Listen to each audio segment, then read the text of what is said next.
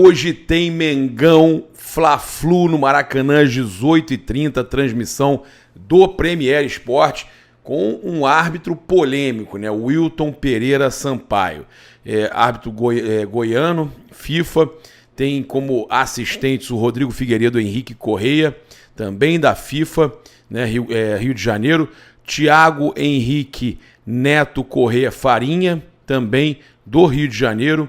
O VAR é o Rodrigo Guarizo Ferreira do Amaral, São Paulo, VAR FIFA, ele que já gerou alguns problemas para o Flamengo. A gente já chega, já começa aqui logo nosso vídeo trazendo os prováveis times de Flamengo e Fluminense: Augustin Rossi, Mateuzinho, Fabrício Bruno, Léo Pereira e Ayrton Lucas. Aí a gente tem a possibilidade, né, do Eric Pulgar, óbvio, sendo mantido, e o Gerson jogar ao lado dele.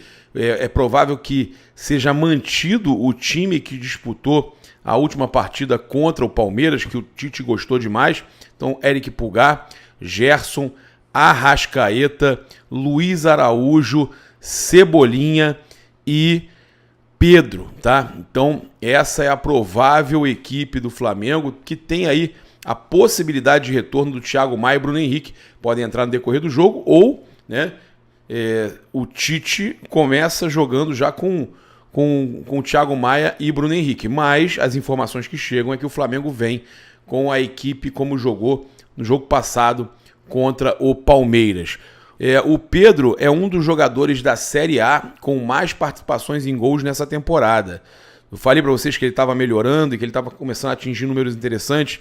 Ele atuou em 55 jogos, teve 37 participações em gols.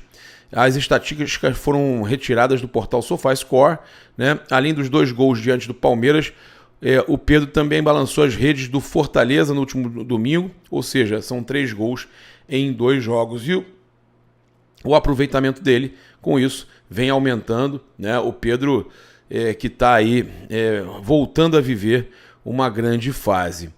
A gente tem aqui também uma informação importante para passar para vocês. Jornalistas apontando a dupla de ataque titular para o clássico contra o Flamengo. E aí o que a gente tem aqui, olha só, o Mauro César: não tem que voltar, não vale a pena mexer. Tem 2 coisas ali. Uma, o Bruno Henrique não entrega defensivamente tanto quanto os pontas que estão jogando. E outra, jogar ali preso à lateral, como o Tite vinha escalando, sacrifica demais esse rapaz. Ele tem que ter liberdade para circular no ataque, tá? Isso foi o Mauro César Pereira. O Renato Maurício Prado: não sei se o Bruno Henrique volta ao time e não sei se vale a pena voltar, porque o papel de Cebolinha e do Luiz Araújo para esse esquema que a gente viu, os 2 pontas que jogaram me parecem ser os melhores. Cara, e não há tempo para teste, não há tempo para tentar adaptar novamente o Bruno Henrique. Deu certo, agora é a batida faltam 6 jogos, Tite, batida de 6 jogos, deu certo, vai como foi. Vai como funcionou. Não tenta mudar, não mexe nesse time. Time que tá ganhando não se mexe. Essa é a dica que a gente passa, tá? Então, falar também aqui sobre o momento do Bruno Henrique, né? Pela primeira vez, a gente já teve o Gabigol no banco, a gente já teve o Pedro também no banco, a gente já teve a torcida reclamando do Pedro, a torcida reclamando do Gabigol, a torcida reclamando de muitos jogadores. Agora, é novidade essa questão do Bruno Henrique e a possibilidade dele ir para o banco, né, num momento que, inclusive, é criticado pelos torcedores, coisa que não parecia que aconteceria tão cedo. Mas sim, o Bruno Henrique está sendo criticado, né, e está experimentando o que pode ser o primeiro momento dele entrando para valer, né, no banco de reserva, sendo banco, né, do Cebolinha. Será que é o que vai acontecer? A gente vai saber mais tarde, quando soltar a escalação oficial, mas tudo indica que sim.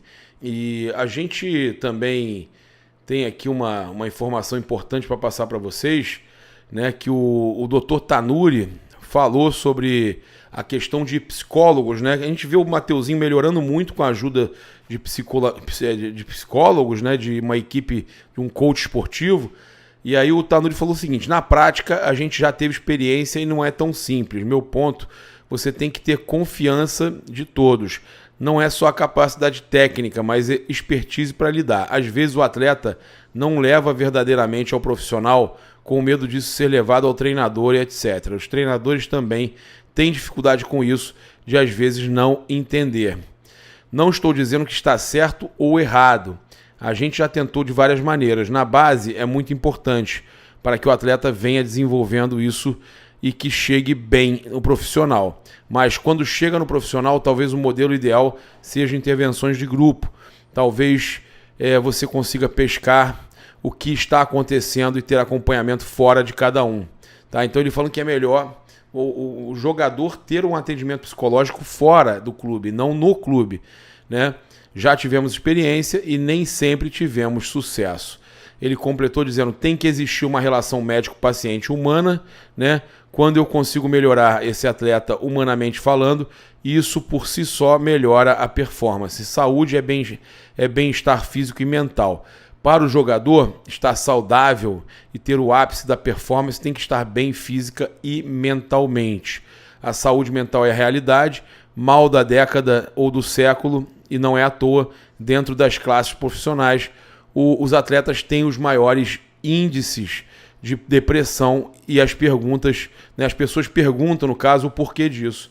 Tá? Então o próprio Tanuri sabe que realmente a ajuda psicológica é importante, mas os jogadores estão pegando essa ajuda psicológica fora do clube. E uma informação exclusiva aqui agora, eu soube que o Flamengo tem aí já algumas situações sendo decididas com relação a amistoso com Inter Miami e outras equipes lá na Flórida, né? Então o Flamengo tem aí programado o jogo contra a equipe do Lionel Messi no dia 27 de janeiro no Ben Hill Griffin Stadium na cidade de Gainesville, que fica aí a cerca de 2 horas de Orlando, tá? Já fui lá em Gainesville, é a cidade onde tem a Universidade da Flórida, né? A medida é possível, né, que o Flamengo decida essa questão de amistosos e tudo mais somente após o Brasileirão. Ele fica com tudo registrado, tudo decidido, porque caso o Flamengo seja campeão brasileiro, a tendência é de que a CBF leve a Supercopa entre o campeão brasileiro e o campeão da Copa do Brasil, né, para os Estados Unidos. O campeão da Copa do Brasil já é o São Paulo, né, uma equipe que já costuma gostar de participar aí desses torneios em Orlando, então para eles com certeza deve ser um atrativo, né, e a medida aí é bem avaliada internamente, tanto pela diretoria do Flamengo quanto pela diretoria do São Paulo, tá? Mas resta, claro, definir o campeão do Brasileirão. Flamengo ganhando, a CBF, o Edinaldo devem rapidamente anunciar aí que a Supercopa será nos Estados Unidos. Vai ter pouco tempo, mas é uma intenção deles aí de levar esse jogo do Flamengo contra o São Paulo valendo taça, né, valendo título nacional, né, caso o Flamengo consiga aí, né, vencer todos os seus adversários, se sagrar campeão. É muito difícil, né, gente? O Flamengo demorou muito a reagir no campeonato. A gente espera que sim, a gente é sempre otimista, mas a verdade é que é muito difícil o Flamengo conseguir. Se conseguir, já sabe, né? O torcedor do Flamengo já sabe que pode ter aí uma decisão de Supercopa nos Estados Unidos. Mesmo que não seja o Flamengo, outra equipe seja campeã, é provável que tenha aí então essa Supercopa em Orlando. E a CBF, hein? A gente já está falando da CBF. Eles entraram com um processo contra John Textor, né, dono da SAF do Botafogo. Como a gente tinha noticiado com exclusividade na última semana, que eles iam entrar com um processo contra o dono da SAF do Botafogo e contra o próprio Botafogo, por conta dos seus discursos recentes. O presidente da entidade, Edinaldo Rodrigues, abriu então o processo nesta quinta-feira contra o empresário americano, né? Segundo o GE, a CBF também é querelante no mesmo processo contra John Textor. A promessa de acionar judicialmente o empresário foi cumprida, mas a entidade preferiu não realizar o mesmo ato com o influenciador Felipe Neto. Então eles desistiram de processar o Felipe Neto. Textor foi processado, pois fez fortes críticas à CBF e após a derrota do Botafogo para o Palmeiras, ele acabou exagerando, né? Chegou até a pedir renúncia de Edinaldo Rodrigues, né? Então, o presidente do Botafogo sendo punido, né? E o Felipe Neto, eles decidiram não processar. E essa decisão polêmica do Senado, em que ameaça aí o patrocínio de 170 milhões, que pode chegar a 170 milhões de reais do Flamengo. E não ameaça só o Flamengo, não, ameaça todos os clubes, né, da Série A, principalmente, que tem patrocínios de clubes de casas de aposta. O contrato, pelo menos, de 90 milhões do Flamengo, com a PixBet aqui na Omoplata, né? E pode chegar a 170 milhões caso o clube opte por mudar a marca da empresa da Omoplata para o posto patrocinador Master, tá? Então, o que aconteceu? Tá aqui o texto. Ó. As casas de aposta são os maiores patrocinadores dos clubes brasileiros hoje. Não à toa, todos os clubes da Série A e a maioria dos clubes da Série B divulgaram uma nota conjunta, tá? É isso que eu vou ler agora, nesta noite, expressando preocupação, isso foi ontem à noite, tá, gente? Preocupação com a decisão da Comissão de Esporte do Senado. A completa proibição sugerida pela Comissão do Esporte, além de infrutífera para o propósito a que se propõe de se desviar do propósito de regulamentar a modalidade de apostas por cota fixa, né? Eles estão dizendo, isso aí são os clubes todos falando, eles estão dizendo que eles estão indo na direção oposta à profissionalização e à regularização de algumas casas de aposta. E aí eles falam que representaria frontal e irreparável dano à principal fonte atual de receitas do futebol brasileiro, além do risco de interferir nos contratos em vigência. Tá? É verdade, né? A gente teve aí essa situação aí desse projeto de lei. A emenda faz parte do projeto para regular a atuação das casas de aposta no Brasil. O contrato do Flamengo com a PixBet tem uma cláusula que obriga a empresa a se adequar à lei ou permite ao Flamengo rescindir o contrato sem multa, né? O novo contrato do Flamengo com a PixBet entra em vigor em janeiro e vai até o fim de 2025. O clube tem até o fim de janeiro para decidir se aciona a cláusula que eleva o valor de 90 para 170 milhões, né, tornando em patrocínio Master. A ameaça de proibição, porém, pode fazer o Flamengo se decidir pelo menor valor e procurar outra opção para patrocínio Master. Na verdade, tem o BRB, né, o Nação BRB Fla, que o Flamengo, inclusive, está negociando também uma parte do banco, tá? Então, por mais que o torcedor fique assustado, ache que tem alguma coisa errada acontecendo, não, cara. O Flamengo está fazendo a parte dele, né?